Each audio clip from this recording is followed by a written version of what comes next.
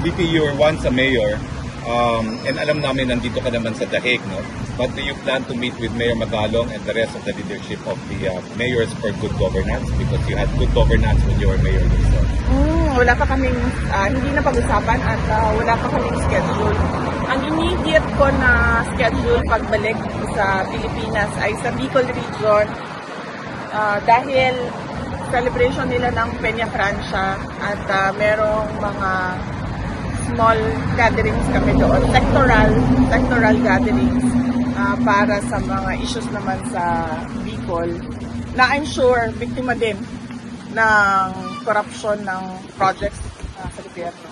May plans po kayo to meet with Mayor Lenny Robredo while in Francia? Hindi pa namin nagawa yung schedule namin pero yes, gusto sana namin na ma-meet yung mga local government officials ng hindi lang ng Naga, ng entire Bicol region kung kakayanin ng schedule.